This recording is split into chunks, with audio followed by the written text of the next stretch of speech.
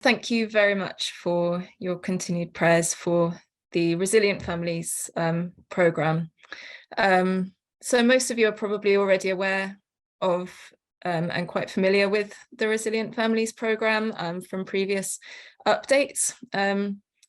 But just to give you a quick recap of what the programme is. So Andrew explained a little bit about it. The Resilient Families programme is a psychosocial support programme which aims to really come alongside parents and children who have been affected by conflict. And it was adapted from our phone mentoring programme, which we developed during COVID,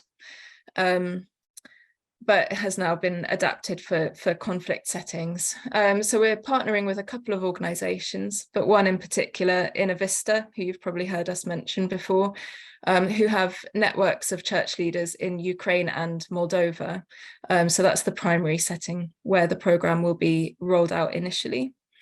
And the resources are designed to be used either in a support group setting, so a group of adults and an accompanying group of children, or in a one-to-one setting or a sort of a household setting. And equally, they can be used by people who are still living in their own homes, or people who have been internally displaced, or people who are living as refugees in other countries. So we've really tried to design them to be used in a very wide variety of contexts by people who have been affected by the conflict in Ukraine. So the programme consists of 6 main sort of sessions, 6 for adults and 6 for children. And each session covers a slightly different topic, but the overarching theme is to help families to feel stronger, more resilient, more able to cope with the situation that they're facing, and for parents to feel more able to support their children and to keep them safe and well. So it's just a very brief overview of the programme. In terms of an update, you may have heard us say at the last time we spoke about this that we were close to launching. We're still close to launching.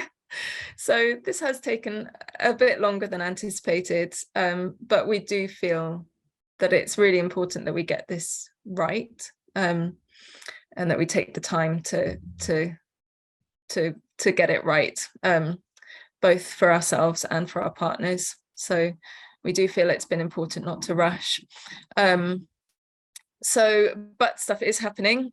This week, the actual programme materials are being finalised in English, in Ukrainian and Russian.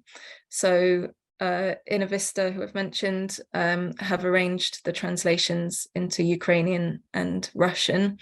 The reason we're using Russian is because that's going to be the language of wider communication outside of Ukraine itself, obviously, where the people who are going to be doing the mentoring aren't necessarily going to be able to speak Ukrainian.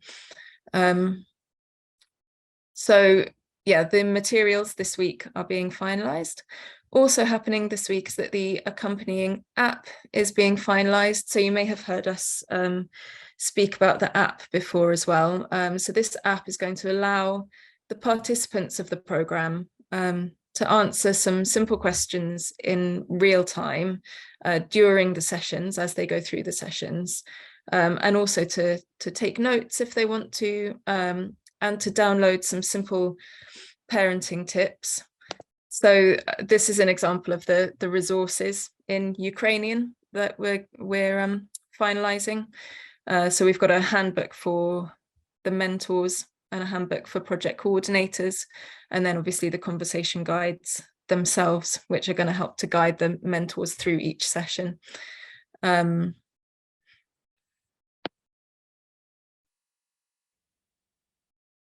this is the app. So as you can see, these red ones in the middle here are examples of the parenting tips, which are going to be downloadable so that people can keep them on their phones, refer back to them, share them with other people if they want to.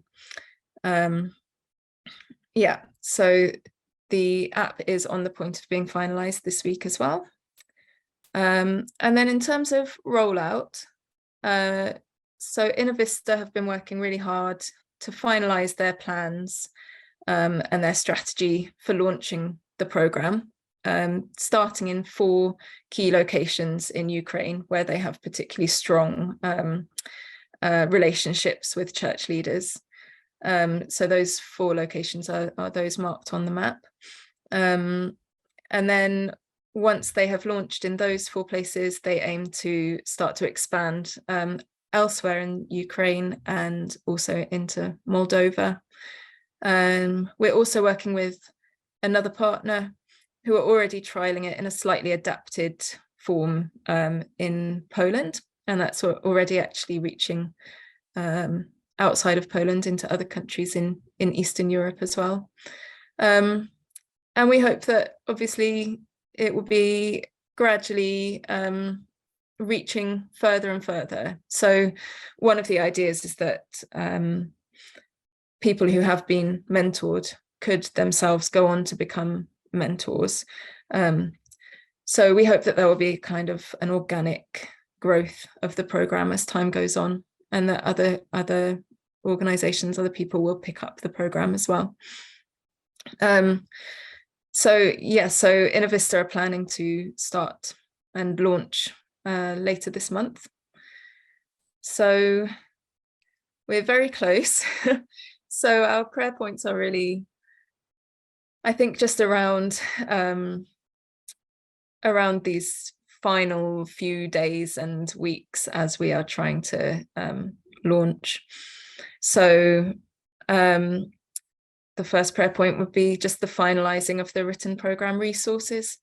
As I say, they're very close to being finalised, so please pray for just the final details to fall into place, and that it would be straightforward to clarify any sort of details, any final changes, that there would be good communication between us and our partners. Secondly, with the launch of the programme, please pray that the launch and rollout of the programme by Innovista would go well. Pray that people, both mentors and participants, would be really receptive and that all the logistics would go as planned. And then finally, if you could pray especially for the potential mentors. Many of these are church leaders. They're already exhausted from being on the front line of supporting people with very immediate material needs. So please pray that they would recognise the importance of and need for psychosocial support, which is not always the most obvious kind of support when there are such obvious material needs. But pray that they would consider this programme something that's worthy of their time and their effort, and just give them renewed strength. Thank you.